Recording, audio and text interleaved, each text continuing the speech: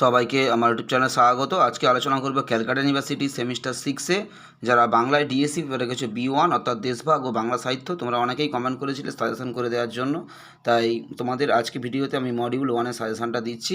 সাজেশনটা করার আগেই তোমাদের একটা কথা আমি বলতে চাই, সেটা হলো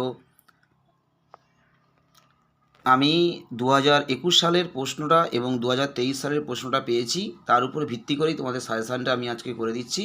কিন্তু যদি তোমাদের কারোর কাছে 2022 সালের প্রশ্নটা থেকে থাকে, তোমরা কাইন্ডলি একটু আমার হোয়াটসঅ্যাপ নম্বর 9775650572 এই নম্বরে তোমরা আমাকে প্রশ্নটা যদি পাঠাও তাহলে খুবই উপকার হয়।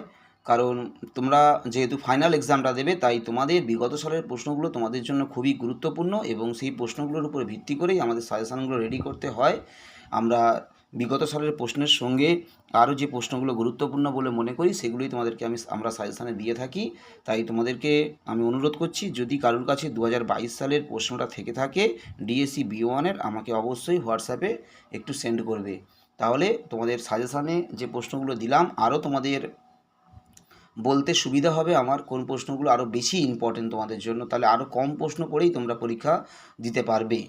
তাও তোমাদের প্রশ্নগুলো দিচ্ছি, তোমরা ভালো করে প্রথম থেকে শেষ পর্যন্ত দেখো। তোমাদের মডিউল 1-এ যে উপন্যাসটা রয়েছে নীলকণ্ঠ পাখির খোঁজে, এখানে প্রথম যে দুটো প্রশ্ন তোমাদেরকে দিলাম এটা সবচেয়ে বেশি ইম্পর্টেন্ট। দেশভাগ ও দাঙ্গার চিত্র এবং সোনার চরিত্র, এই প্রশ্নটা তোমরা খুব ভালো করে প্র্যাকটিস করবে 10 নম্বরের জন্য। এই দুটোর মধ্যে থেকে একটা 10 নম্বরের এবছর পরীক্ষাতে আসার প্রচণ্ড চান্স রয়েছে। তা সত্ত্বেও তোমরা ইসম এবং ফতিমা চরিত্র এই দুটো একটু দেখে রাখবে। তবে প্রথম দুটো প্রশ্ন তোমরা 10 নম্বরের জন্য খুব ভালো করে রেডি করবে। এবং তোমাদের জন্য 5 নম্বরের যে প্রশ্নগুলো সবচেয়ে বেশি ইম্পর্টেন্ট সেটা হলো শামসুদ্দিন চরিত্র এবং মালতী চরিত্র, খুবই ইম্পর্টেন্ট। তোমাদেরকে আরেকটা কথা বলে রাখি, যেহেতু এইখানে তোমাদের এই উপন্যাসে চরিত্রের সংখ্যা অনেক, তাই যে প্রশ্নগুলো বিগত সালে এসে গেছে সেগুলো আসার চান্স কিন্তু কম, এবং যে প্রশ্নগুলো এখনও পর্যন্ত যে কোশ্চেনগুলো একবারও পরীক্ষাতে আসেনি সেইগুলো কিন্তু আসার চান্স সবচেয়ে বেশি।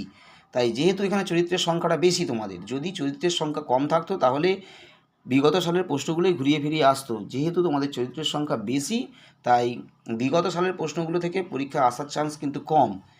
তবে আসবে না একথা বলা যায় না, আসবে কিছু হয়তো অল্প, কিন্তু যে প্রশ্নগুলো পরীক্ষাতে আসেনি এখনও পর্যন্ত যে চরিত্রগুলো, সেগুলো তোমাদের ভালো করে পড়তে হবে, কারণ সেগুলো আসার চান্স সবচেয়ে বেশি।